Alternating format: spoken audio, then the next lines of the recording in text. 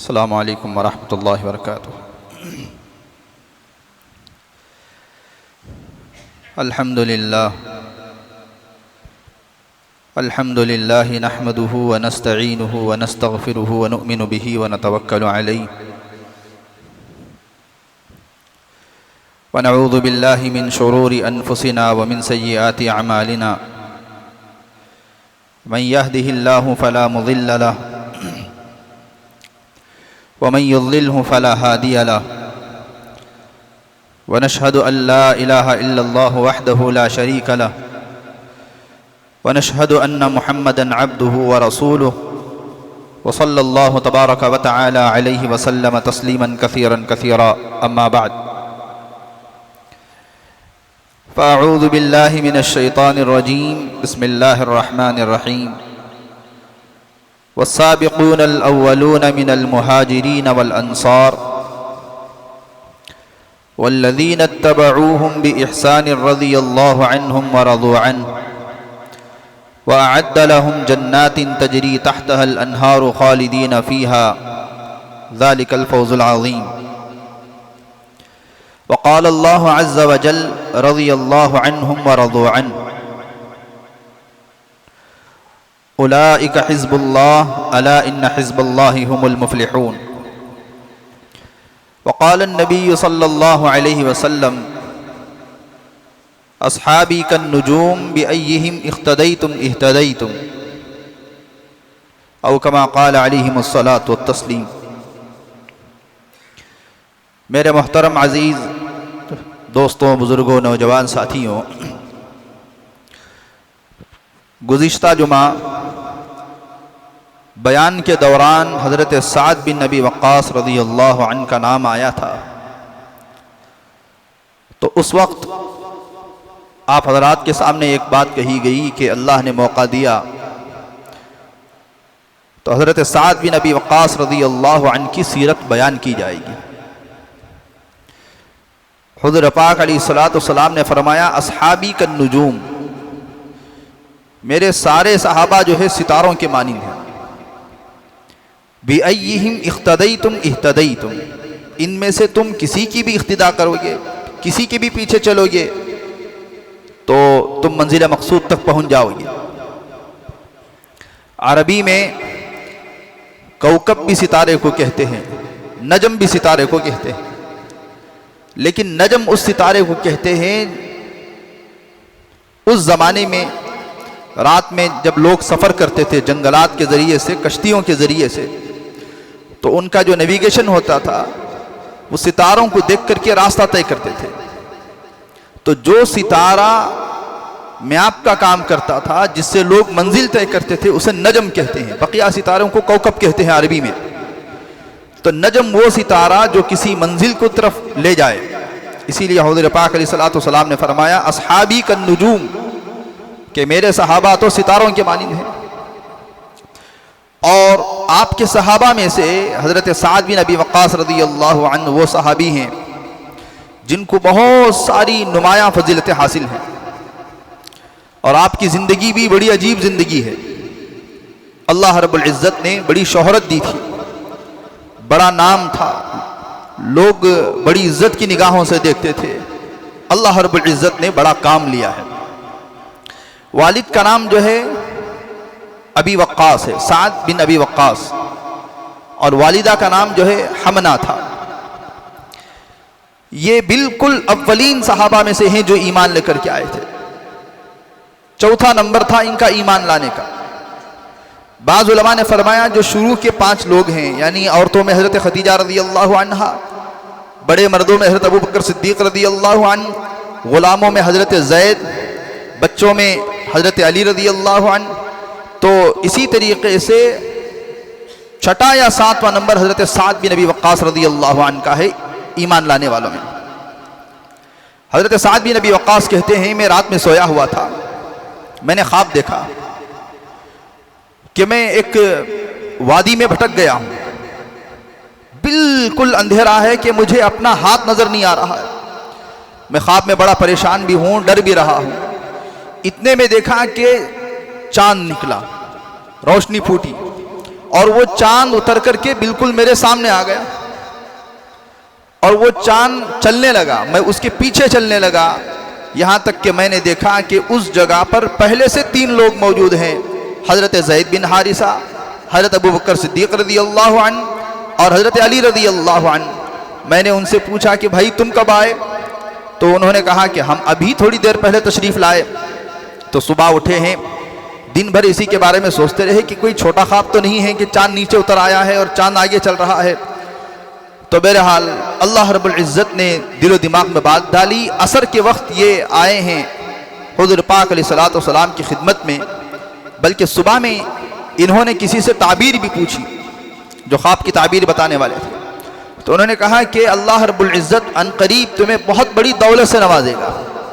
یہ آئے ہیں حضور پاک علیہ الصلوۃ والسلام کی خدمت میں، تو پہلے سے اسی طریقے سے 3 لوگ بیٹھے ہوئے تھے جو خواب میں بیٹھے ہوئے تھے، حضرت ابوبکر صدیق بھی ہیں، حضرت علی بھی ہیں، حضرت زید بن حارثہ بھی ہیں رضی اللہ عنہم۔ تو انہوں نے فوراً کلمہ پڑھ لیا، ایمان لے کر کے آئے۔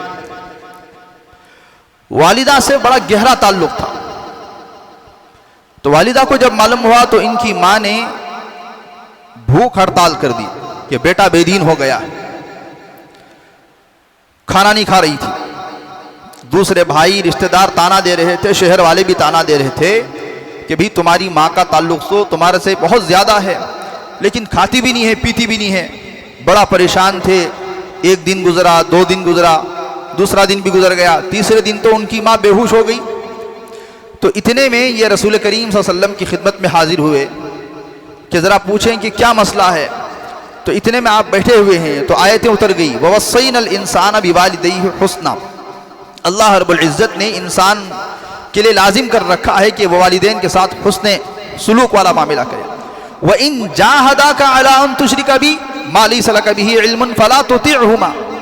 اگر والدین جو ہے شرک کی دعوت دے یا کسی گناہ کی طرف بلائیں، کسی گناہ کے کرنے کا حکم دے، تو فلا تطعهما، تو ایسی چیز میں ان کی اطاعت نہیں کی جائے گی۔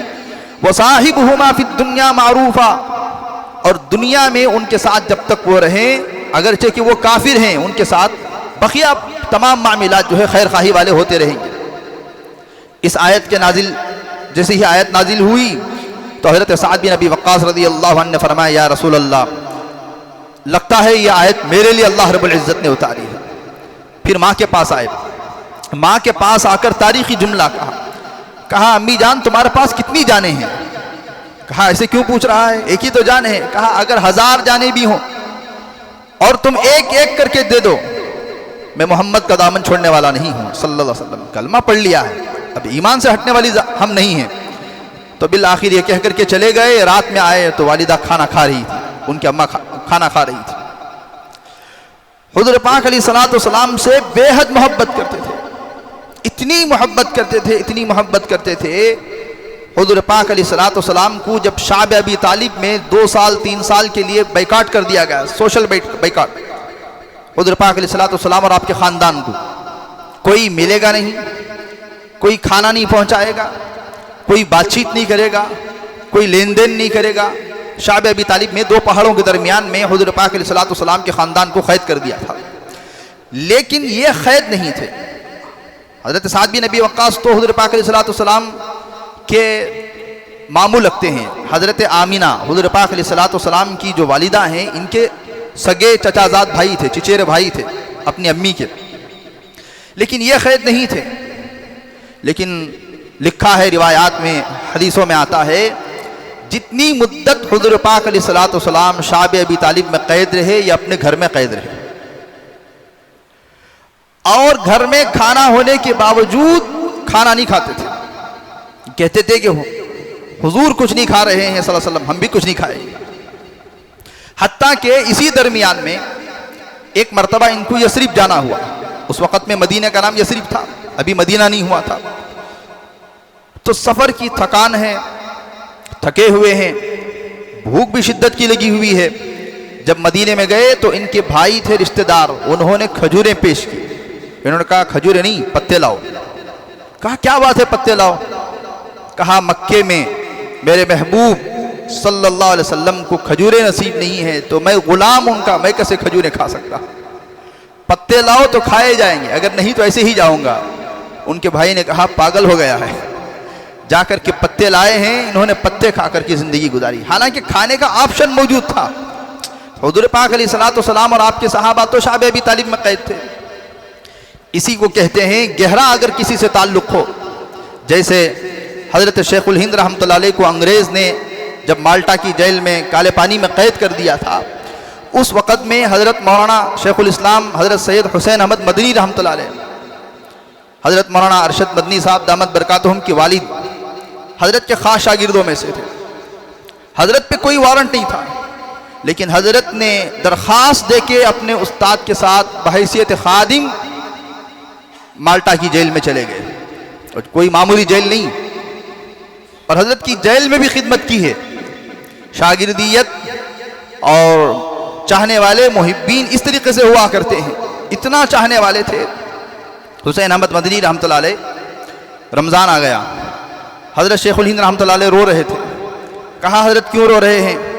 کہا میری زندگی میں کوئی رمضان ایسا نہیں گزرا جس میں قرآن نہیں سنا ہوں تراویح میں، لیکن حضرت شیخ الاسلام عالم تھے لیکن حافظ نہیں تھے۔ تو حضرت نے کہا، شاگرد نے استاد سے کہا حضرت آپ میرے لیے دعا فرمائیں، اللہ تعالیٰ انتظام کر دے گا۔ کہا کیا انتظام کر دے گا؟ یہاں تو کوئی حافظ نہیں ہے۔ کہا نہیں، اللہ تعالیٰ خیر کرے گا۔ صبح میں فجر کے بعد قرآن اٹھاتے تھے، تراویح تک ایک پارہ یاد کرتے تھے، تراویح میں ایک پارہ سنا دیا، اگلے دن دوسرا پارہ سنا دیا، ادھر عید کا چاند نظر آیا، ایک مہینے میں مکمل قرآن حفظ کر لیا۔ یہ ہوتے تھے۔ حضرت سعد بن ابی وقاص رضی اللہ عنہ بھی اس پوری مدت میں پتے کھا کر کے زندگی گزاری ہے۔ افسوس کہ ہم لوگ جو ہے اپنے بچوں کو صحابہ کے واقعات سناتے نہیں ہیں۔ صحابہ کے واقعات پڑھنے سے ایمان میں تازگی پیدا ہوتی ہے۔ یہ وہ ہستیاں ہیں دنیا میں، رسول کریم صلی اللہ علیہ وسلم کو اللہ رب العزت نے جب بھیجا ہے، مبعوث فرمایا ہے، تو علماء نے لکھا ہے آپ کے صحابہ بننے کے لیے، آپ کی ساتھی بننے کے لیے اللہ رب العزت نے پوری دنیا پہ نظر ڈال کے، پوری انسانیت پہ، آدم تا ایدم، پوری جتنی انسانیت تھی، سب سے بہترین لوگوں کو حضرت پاک علیہ الصلوۃ والسلام کے شاگردیت کے لیے، آپ کے صحابہ کے لیے چنا ہے، جن کے دل نور سے ٹمٹماتے تھے، ایسے صحابہ تھے۔ تو میں عرض کر رہا تھا، آپشن ہونے کے باوجود انہوں نے کھایا نہیں ہے۔ انسان کو جب کسی سے محبت ہو جاتی ہے، مجھے اس وقت میں آپ کہنے دیں، جس وقت میں طالب علم رہا مدرسے میں، مجھے مچھلی کا سالن بریانی بہت پسند تھی۔ 8-9 سال تک میری غیر موجودگی میں ہمارے گھر میں بریانی اور مچھلی کا سالن نہیں بنا ہے۔ میں جب ہوتا تھا تبھی بنتی، میں جھوٹ نہیں بول رہا ہوں۔ وہ کھاتے نہیں تھے ماں باپ کہ بچے کو پسند ہے، بچے کی غیر موجودگی میں ہم کیسے کھائیں۔ زندگی کے سفر ایسے طے ہوتے ہیں۔ پھر بعد میں جب بڑے ہو گئے، شعبہ عالمیت کی بڑی جماعتوں میں گئے، تو اس وقت میں نے والدین سے کہا ابھی ارے ہم بھی تو مدرسے میں کھاتے ہیں، آپ کھائیں۔ بہت فورس کرنے کے بعد جو ہے بعد میں میری غیر موجودگی میں گھر میں اچھے پکوان پکنا شروع ہوئے ہیں۔ تو بہرحال عزیز دوستوں بزرگوں، حضرت سعد بن ابی وقاص رضی اللہ عنہ ایک مرتبہ کہتے ہیں پیر میں ایسے لگا کہ کھجور ہوگا، لیکن اٹھا کر کے دیکھا تو چمڑا تھا۔ میں نے چمڑا ابالا اور اس وجہ سے کھایا کہ شعب ابی طالب میں حضور پاک علیہ الصلوۃ والسلام کے پاس کھانے کو نہیں ہوتا تھا، اور میرے کانوں میں بات پڑی تھی کہ حضور پاک علیہ الصلوۃ والسلام جو ہے چمڑے ابال کر کے کھا رہے ہیں۔ وہ دور ہی ایسا تھا، آپ اور آپ کا خاندان جو ہے کھانے کے لیے کچھ نہیں ہوتا تھا، تو جو چمڑا سوکھ گیا تھا، جسے بیٹھنے کے لیے استعمال کرتے تھے، جسے بچھانے کے لیے استعمال کرتے تھے، قریب میں بھی 15-20 سال پہلے، یا اب بھی لوگ کرتے ہوں گے، لیدر سکھا کے رکھ لیتے ہیں، کوئی مسلح بنا لیتے ہیں، کوئی کچھ بنا لیتے ہیں، اسی کو بھگو کر کے، اسی کو گلا کر کے کھایا کرتے تھے، کوئی اور چیز بچی ہی نہیں تھی۔ اور یہ وہ صحابی ہیں حضرت سعد بن ابی وقاص رضی اللہ عنہ۔ حضرت علی رضی اللہ عنہ کہتے ہیں سعد وہ مبارک صحابی ہیں جن کو حضور پاک علیہ الصلوۃ والسلام نے ایک ایسا جملہ کہا، کسی کو نہیں کہا ہے۔ وہ کیا ہے؟ بہت سارے صحابہ حضور پاک علیہ الصلوۃ والسلام کے سامنے یہ جملہ کہے ہیں، یا رسول اللہ فداک ابی و امی، اے رسول اللہ میرے ماں باپ آپ پر قربان ہو جائیں۔ لیکن حضور پاک علیہ الصلوۃ والسلام نے اگر کسی کے لیے یہ جملہ فرمایا تو وہ بدر کے موقع پر حضرت سعد بن ابی وقاص رضی اللہ عنہ کو فرمایا فدا کا ابی و امی یا سعد ارمی. حضرت سعد بن ابی وقاص رضی اللہ عنہ جو ہے بہترین تیر انداز تھے، بہت بہترین. بدر کے موقع پر جو ہے یہ آپ کے سامنے آ کر کے کھڑے ہو گئے تھے، یا رسول اللہ جب تک میرا سینہ چھلنی نہیں ہوگا آپ تک کوئی نہیں پہنچ سکتا ہے. اور ایسے تیر مارتے تھے کہ ایک ہی وار میں وہ سامنے والا کوئی تیر ان کا نشانے سے چکتا نہیں تھا. حضور پاک علیہ الصلوۃ والسلام تیر اٹھا اٹھا کر کے حضرت سعد کو دیتے تھے، تیر اٹھا اٹھا کر کے حضرت سعد کو دیتے تھے. جب حضرت سعد رضی اللہ عنہ اتنی تیزی کے ساتھ تیر اندازی کیے ہیں، کتابوں میں لکھا ہے حضور پاک علیہ الصلوۃ والسلام دیتے تھے اور دوسری تیر اٹھانے سے پہلے سامنے دشمن گر چکا ہوتا تھا.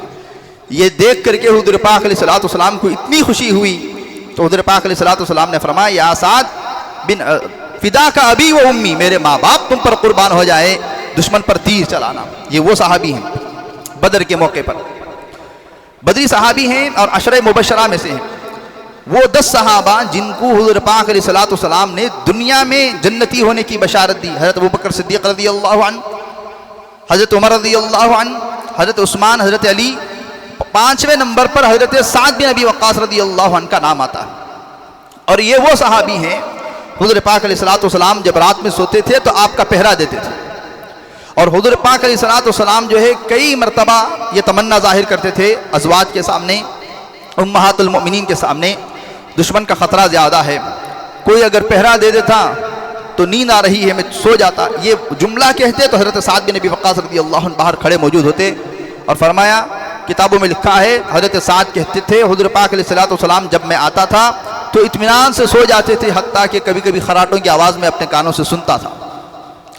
اور اتنا چاہتے تھے حضور پاک علیہ الصلوۃ والسلام کو حضرت سعد بن ابی وقاص رضی اللہ عنہ. ہجرت جب بالکل قریب ہونے لگی، یہ سمجھ گئے کہ اللہ رب العزت اب ہمارے پیارے رسول کریم صلی اللہ علیہ وسلم کو یہاں پر زیادہ دن ٹھہرائے گا نہیں. یہ آپ سے پہلے مدینہ گئے اور مدینے میں آپ کا پورا انتظام کیا ہے، بالکل پکے ایک دم کھرے خادم ہیں. احد میں بھی انہوں نے رسول کریم علیہ الصلوۃ والسلام نے جتنی جنگیں لڑی ہیں وہ تمام جنگوں میں حضرت سعد بن ابی وقاص رضی اللہ عنہ حضور پاک علیہ الصلوۃ والسلام کے ساتھ بالکل قریب موجود ہوتے تھے. احد کا واقعہ ہے. مدینے میں حضور پاک علیہ الصلوۃ والسلام جب ہجرت کر کے گئے تو مہاجر صحابہ کو اور انصار صحابہ کو مواخات کروائی، بھائی بھائی بنوایا. ظاہر بات ہے جو مہاجرین تھے وہ اپنے گھر بار کو، رشتہ داروں کو، سب کچھ کو چھوڑ کر کے آ گئے تھے. مدینے میں کوئی اپنا نہیں تھا. تو حضور پاک علیہ الصلوۃ والسلام نے کیا کیا کہ انصار کو بلوایا اور کہا کہ ایک ایک کو ایک ایک سے مواخات کروا دیں گے، اب تم سگے بھائی ہو دنیا میں گویا کے. تو اس میں سے حضرت سعد بن ابی وقاص رضی اللہ عنہ کے بھائی بنے، آپ کے جوڑی دار بنے حضرت عبداللہ بن جحش رضی اللہ عنہ. احد کے موقع پر دونوں دوست، دونوں بھائی بیٹھے ہوئے تھے. اس سے پہلے عبداللہ بن جحش رضی اللہ عنہ نے فرمایا حضور پاک علیہ الصلوۃ والسلام نے مجھے اور تمہیں بھائی بھائی بنا دیا، میرے مال میں سے جتنا چاہے لے لو اور جو چاہے تم لے لو. کہا میں ایسا نہیں ہوں بے غیرت. یہ بات صحیح ہے کہ حضرات انصار نے خود مہاجر صحابہ کے سامنے کہہ دیا تھا کہ جو تم کہو، آدھا سامان تمہارا، آدھا گھر تمہارا، لیکن اس میں لیا کسی نے نہیں ہے، یہ انہوں نے پیش کیا ہے. دونوں نے اپنی طرف سے اپنی چیزیں پیش کروائی نا. تو کہا کہ مجھے مدینے کا بازار دکھلاؤ. مدینے کے بازار میں گئے ہیں، تجارت شروع کی زیرو سے، کچھ بھی نہیں تھا. اللہ رب العزت نے اتنا مال دیا، اتنا مال دیا حضرت سعد بن ابی وقاص رضی اللہ عنہ کو. یہ جب انتقال ہوئے ہیں 80 سال کی عمر میں، 4 بیویاں تھیں. چاروں بیویوں کو ایک ایک گھر چاندی سے بھرا ہوا ملا ہے وراثت میں. حالانکہ بیوی کو سمن 8واں حصہ ملتا ہے، مکمل ٹوٹل بھی نہیں ملتا، اولاد کو بھی تو تقسیم ہونا ہے. بیوی کو سمن ملتا ہے اور ایک سمن میں چاروں بیویوں کو تقسیم ہوتا ہے. ایک تو 8واں حصہ، ایک بیوی لی تو 4 ہے تو وہ بھی اس میں بھی ڈیوائڈ ہو جاتا ہے. ایک ایک بیوی کو پورا پورا گھر چاندی سے بھرا ہوا ملا تھا حضرت سعد بن ابی وقاص رضی اللہ عنہ. اور یہ وہ صحابی ہیں جن کے بارے میں آتا ہے جنہوں نے سمندر کے اندر گھوڑے ڈال دیے تھے. یہ جو پورا پرشین امپیر تھا نا، ایران وغیرہ، یہ حضرت سعد بن ابی وقاص رضی اللہ عنہ نے فتح کی ہے. بڑے زبردست صحابہ میں سے ان کا شمار ہوتا ہے. بہرحال دشمن جب دریا دجلہ پار کر کے کشتیاں لے کر کے چلے گئے اور پل انہوں نے توڑ دیے، تو حضرت سعد بن ابی وقاص رضی اللہ عنہ اس وقت میں سپہ سالار تھے، پوری کمانڈنگ کر رہے تھے. آپ رات میں سوئے ہیں تو خواب میں دیکھا کہ یہ حضرات صحابہ کی جماعت کو لے کر 60,000 کا لشکر تھا پورا، یہ دریائے دجلہ پار کر رہے ہیں. تو صبح اٹھے اور کہا کہ 60,000 کا لشکر ہے، اگر کوئی تم میں سے کبیرہ گناہ کیا ہے تو وہ توبہ کر لے. تو سبوں نے کہا الحمدللہ 60,000 صحابہ کے لشکر میں سے کوئی ایک بھی ایسا نہیں تھا جس سے کوئی کبیرہ گناہ ہوا. پھر فرمایا کہ پہلے 6 لوگ جائیں گے، سمندر میں گھوڑے ڈالیں گے، سمندر میں کوئی کشتی نہیں، کوئی تختہ نہیں، ڈائریکٹ پانی میں. اللہ رب العزت حضرت موسیٰ کے لیے راستے کھول سکتا ہے تو ہم بھی آخری نبی کی امتی ہیں، انہی کے غلام ہیں. حضرت سعد بن ابی وقاص رضی اللہ عنہ نے زوردار تقریر کی. پہلے 6 کی نفری بنائی، اس کے بعد 6,000 کی یا 600 کی، اس کے بعد 6,000 کی، اس کے بعد 60,000. اس طریقے سے پورے 60,000 جو ہے سمندر میں ایسے گھوڑے ڈال کر کے نکل گئے جیسے زمین پر باتیں کرتے کرتے چلتے رہے. دشمن نے سامنے سے دیکھا تو انہوں نے کہا دیو آمدن دیو آمدن دیو آمدن، یہ انسان نہیں ہو سکتے، یہ کوئی دیو ہیں جو آ رہے ہیں. وہ دیکھ کر ہی وہ چھوڑ کر کے سب کچھ چلے گئے تھے. ایک صحابی کے بارے میں آتا ہے کہ جب سمندر کی موج نے زور پکڑی تو وہ گھوڑے سے گرنے والے تھے، گھوڑا بدک کر کے. ظاہر بات ہے جانور ہے تو ذرا ڈرے گا، لیکن دوسرے صحابی تھے وہ نیچے سے کندھا دے کر کے پھر مکمل کر دیا. اور ایک صحابی ہیں جن کا نام جو ہے قعقاع بن عمر ہے غالباً. جب درمیان میں سمندر کی موجیں بہت زیادہ، سمندر میں گھوڑے ڈالنا کوئی معمولی بات ہے کیا؟ گھوڑے بدک رہے تھے تو انہوں نے گھوڑے سے کہا کہ تخافون من هذه النطفہ، اس نطفے سے تم ڈر رہے ہو. سمندر کو نطفہ کہا ہے. پھر آگے دیکھیے ایک صحابی تھے جن کا لوٹا سمندر میں گر گیا تو صحابہ آپس میں چھڑے باز، دوسرے صحابہ بھی تمہارا لوٹا تو گیا. تو پھر انہوں نے دعا کی اللہم لا تجعلنی من بین العسکر یسقط صواعی، اے اللہ اس پورے لشکر میں کیا تجھے میرا ہی لوٹا ملا تھا؟ یہ لوگ مجھے. اب دیکھیے جب یہ سمندر کے اس پار گئے ہیں تو لوٹا پہلے سے ہی کنارے پر، سمندر کے کنارے پر کھڑا ہوا تھا. گویا کہ تمہارا لوٹا اللہ رب العزت نے لاج رکھی. یہ لوگ عجیب تھے، اللہ رب العزت سے کہہ رہے ہیں کہ اے اللہ پورے لشکر میں مجھے ایسا نہ بنا کہ میرا لوٹا. اب لوگ کہیں گے نا پورا لشکر پار ہو گیا کسی کو کچھ نہیں ہوا مگر ایک صحابی کا لوٹا کیا ہو گیا؟ اب وہ کون صحابی تھے وہ نام تو آئے گا نا. تو کہا کہ اے اللہ اس پورے لشکر میں مجھے ایک الگ مت بنا کہ میرا لوٹا گم ہو گیا ہے. تو اللہ رب العزت نے ان کو ان کا لوٹا واپس کروایا. اس طریقے سے بڑی فتوحات حضرت سعد بن ابی وقاص رضی اللہ عنہ نے حضور پاک علیہ الصلوۃ والسلام کے ساتھ جنگ میں رہ کر کے کی ہیں. یہ عراق کے بھی گورنر تھے اور یہ کوفہ کے بھی گورنر تھے. جب یہ کوفہ کے گورنر رہے ہیں تو اس وقت میں حضرت عمر رضی اللہ عنہ کی خلافت تھی. تو بعض لوگوں نے حضرت عمر رضی اللہ عنہ کو شکایت کی کہ سعد بن ابی وقاص جو ہے غلط نماز پڑھاتے ہیں. شکایت کی صحیح طریقے سے نماز نہیں پڑھاتے ہیں.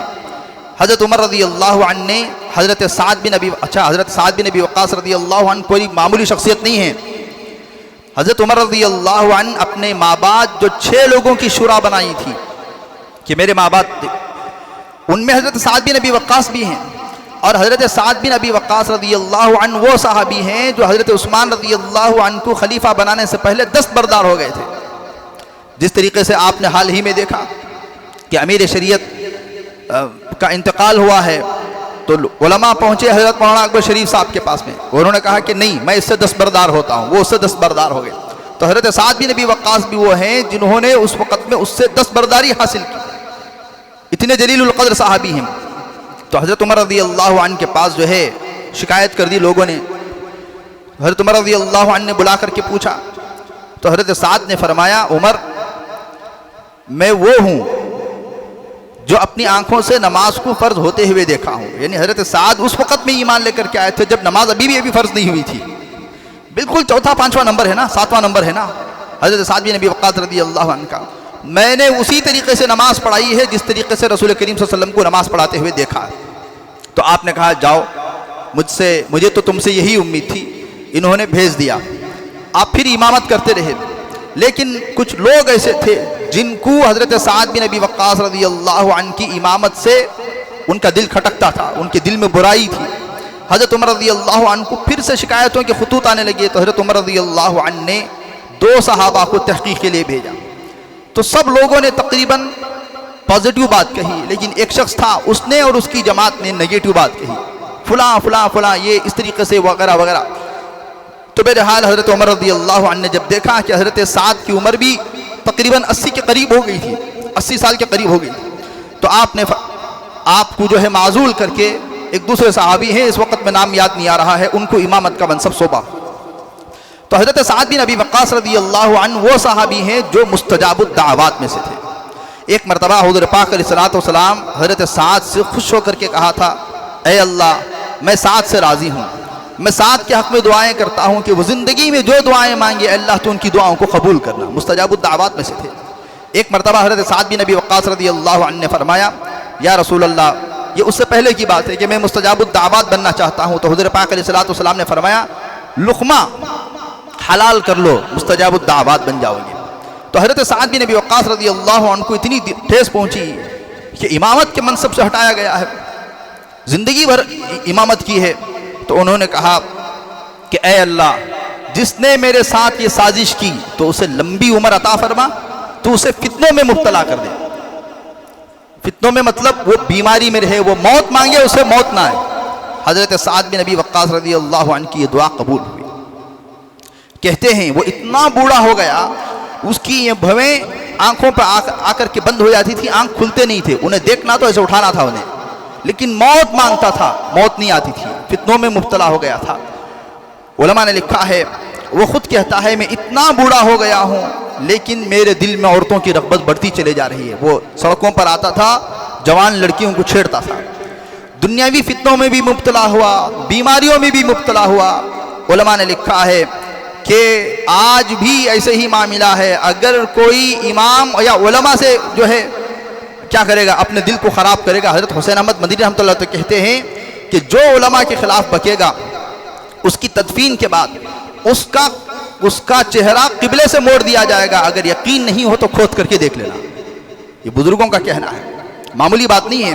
ہمارے ایک استاد مرحوم ہو گئے رحمۃ اللہ علیہ، ایک مرتبہ انہوں نے ایک طالب علم کو مارا، سزا دی، جیسے استاد شاگرد کو سزا دیتا ہے۔ اتنا اچھا طالب علم تھا وہ، آپ یقین مانیں 18 پارے کے بعد میں سے وہ ایک دن میں پو پارا سبق سناتا تھا، اتنا ذہین۔ 4 دن میں ایک پارا ختم، 4 دن میں ایک پارا ختم، 16-17 پارے جب اس کے ہو گئے ہیں، شروع سے 2-2 3 صفحے سبق سناتا تھا وہ طالب علم، ہمارے ساتھیوں میں سے۔ اس کے بعد وہ آخری کے دنوں میں تو روزانہ پو پارا سبق سناتا تھا، اتنا ذہین۔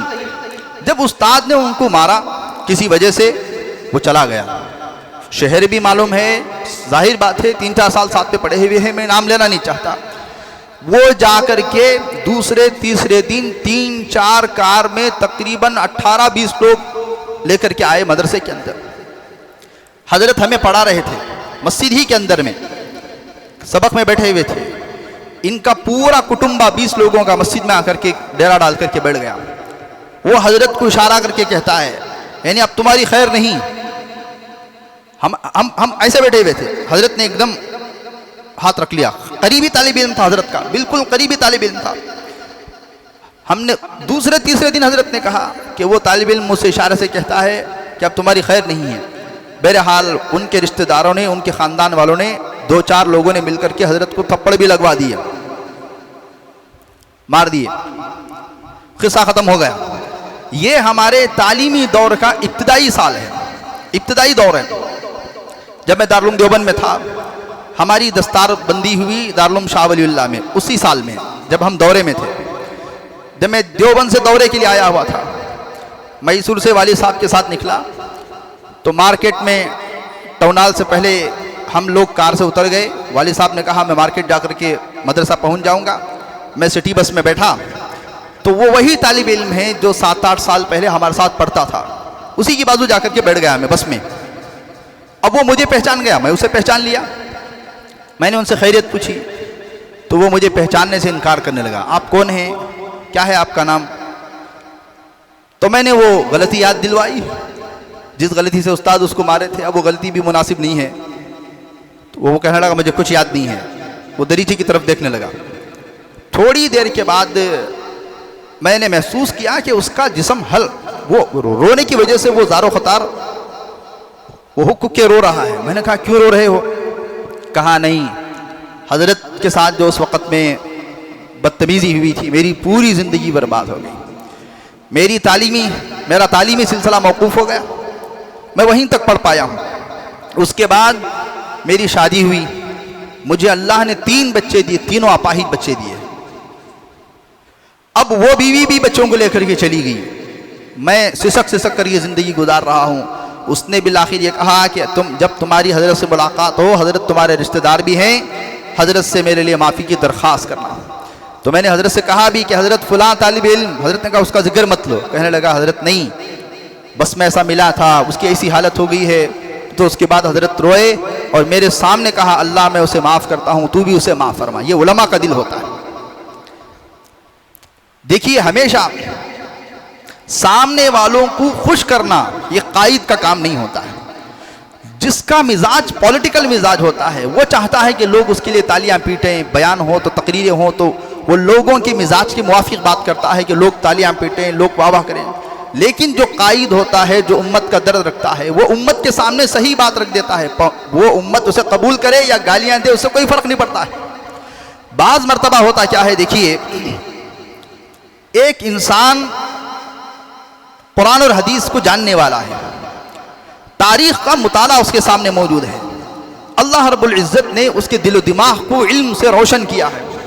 بعض مرتبہ وہ باتیں ایسی بتاتا ہے جو عام لوگوں کو سمجھ میں نہیں آتی ہیں. ظاہر بات ہے سامنے والا انسان عالم نہیں ہے، اس کے سامنے قرآن اور حدیث نہیں ہے، اس کا دل روشن نہیں ہے، منور نہیں ہے، تو ایسی گہری باتیں بعض والے سامنے انسان سمجھ نہیں پاتے ہیں. ان کا آئی کیو لیول اتنا زیادہ نہیں ہوتا ہے تو لوگ اختلاف کر بیٹھتے ہیں. لیکن بعد میں چل کر کے حالات بہت زیادہ خراب ہو جاتے ہیں. ایک طالب علم تھا، اچھے بہت بڑے گھرانے کا. استاد نے ایسے سر کر کے مارا. جب وہ ہاتھ پیچھے کیا تو لکڑی اسے یہاں پر لگ گئی، تھوڑا سا کالا ہو گیا، ہاتھ پھک گیا. وہ بھی 15-20 کاراں. وہ کسی دادا کا بھائی کا بیٹا تھا. دادا جانتے نا آپ، دادا. تو بہرحال وہ معاملہ تو ختم ہوا. میں اسی وقت میں ہمارے طلبہ سے کہا کہ ذہین طالب علم تھا، کہا استاد کا تو کچھ نہیں بگڑے گا، لیکن انہوں نے اپنے بچے کی ترقی کو روک لیا. کوئی عالم، کوئی انسان کسی شاگرد کو مارتا ہے اس کو درست کرنے کے لیے، اگر اس کے ماں باپ عالم کے خلاف ایکشن لیتے ہیں یا اس کے خلاف کوئی قدم اٹھاتے ہیں تو اس کا تو کچھ نہیں بگڑے گا. لیکن یاد رکھ لینا، جس اولاد کی محبت میں قدم اٹھایا ہے وہ اولاد تو اب گئی. میں نے اسی وقت میں کہا اب یہ حافظ ہرگز نہیں بن سکتا ہے. 6 مہینے 1 سال پہلے کی بات ہے. طلبہ ملنے آئے ہوئے تھے تو میں نے ان سے پوچھا کہ اس کا کیا ہوا. کہا حضرت وہ اس کے بعد 1 پارہ بھی حفظ نہیں کر پایا. اب اس سے نہیں ہو پایا. ہمارے استاد کہتے ہیں وہ ایک ایسے علاقے میں پہنچے جماعت میں، جماعت کا وقت ختم ہوا تو لوگ علاقے سے باہر تک چھوڑنے کے لیے آئے پوری جماعت. جب بالکل سواری آ گئی تو لوگ ہمارے استاد کا ہاتھ پکڑ کر کے رونے لگے اور کہنے لگے حضرت ایک دعا کی درخواست ہے. ہم ہر عالم سے کرتے ہیں، جو بھی عالم ہمارے گاؤں میں آتا ہے، اور ہم پورے گاؤں والے ہاتھ پکڑ کر کے معافی مانگ کر کے دعا کی درخواست کرتے ہیں. حضرت نے کہا بھی ایسی کوئی غلطی ہو گئی کہ آپ معافی مانگ کر کے؟ کہا نہیں. آج سے 70 سال پہلے ہمارے گاؤں کا ایک آدمی ایک مسجد کے امام کو کسی چھوٹی غلطی کی بنیاد پر مسجد سے گریبان پکڑ کر کے باہر نکالا، گھسیٹ کر کے. پتہ نہیں وہ مولانا صاحب کے دل و دماغ میں کیا بات آئی. انہوں نے کہا کہ اے اللہ، ہاتھ اٹھا کر کے ان کی نسلوں میں کوئی دیندار پیدا نہ ہو.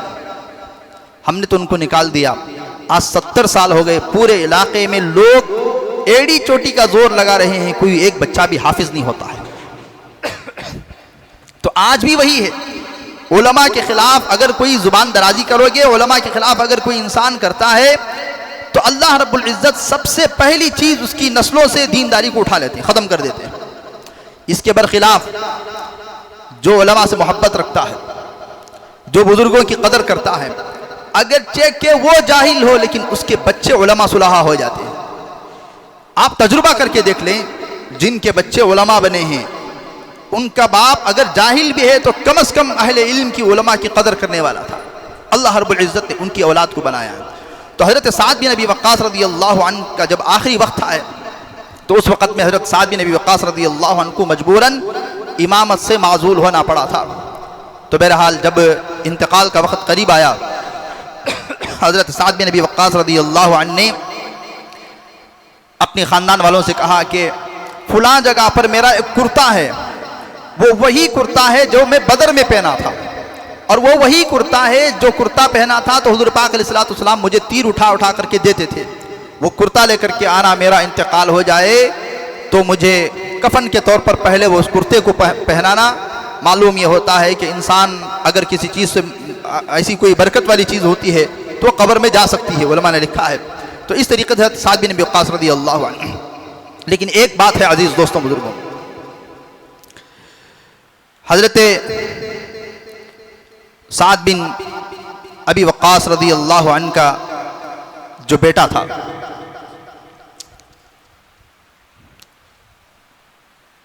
عمر جس کا نام تھا، یہ وہی تھا جس نے حضرت حسین رضی اللہ عنہ پہ سب سے پہلے تیر چلائی تھی۔ باپ کی اتنی بڑی قربانیاں، حضرت علی رضی اللہ عنہ سے ہمیشہ محبت کرتے تھے۔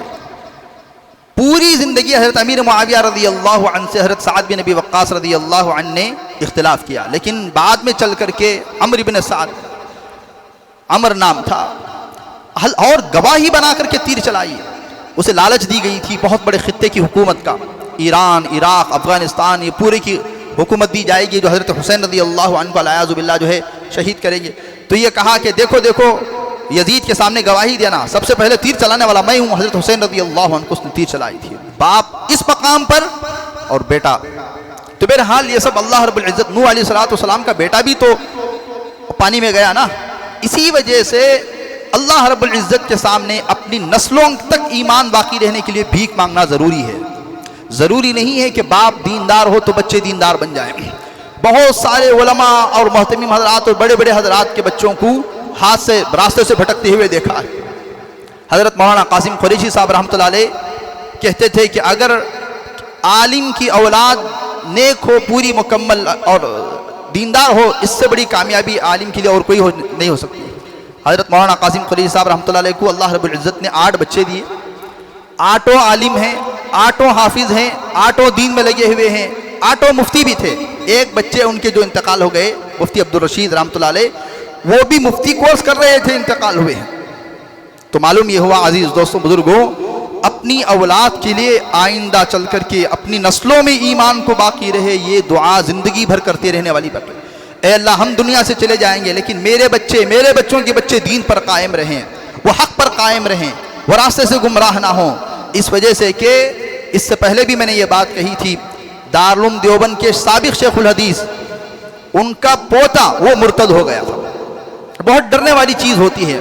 تو بہرحال حضرت سعد بن ابی وقاص رضی اللہ عنہ کی زندگی آپ کے سامنے موجود تھی کہ آپ کس طریقے سے حضور پاک علیہ السلام سے محبت کرتے تھے اور کیا قریبی رشتہ تھا اور کیا پوری زندگی تھی۔ حضرات صحابہ کرام رضوان اللہ علیہم اجمعین کی زندگی کو ہم اپنے اولاد کو پڑھائیں بھی، سمجھائیں بھی۔ یہ دین کے اصل ہیرو ہیں۔ دنیا کے لوگ نوجوان جسے ہیرو سمجھ رہے ہیں، ان کی زندگیاں جانوروں سے بدتر ہیں۔ وہ ڈرگس کے عادی ہیں، وہ شرابی ہیں، ان کی زندگی کوئی ٹھکانے پہ نہیں ہے۔ لیکن ہمارے نوجوان جو ہے انہی کو اپنا رول ماڈل سمجھتے ہیں۔ خدا کے عزت و جلال کی قسم، زندگی میں اگر رول ماڈل بنانا ہے تو حضور پاک علیہ السلام، حضرات صحابہ کی زندگی کو نوجوانوں کو چاہیے کہ پڑھے، اسے سمجھے، ایمان دل کے اندر مضبوط ہو جائے گا اور انسان جو ہے راہ راست پر آ جائے گا۔ یہ چند باتیں تھی، اللہ تعالیٰ عمل کی توفیق عطا فرمائے، حضرات صحابہ کرام رضوان اللہ علیہم اجمعین سے محبت عطا فرمائے۔ آخر میں امام احمد بن حنبل رحمۃ اللہ علیہ کا ایک قول بتا کر کے میں اپنی بات کو ختم کروں گا۔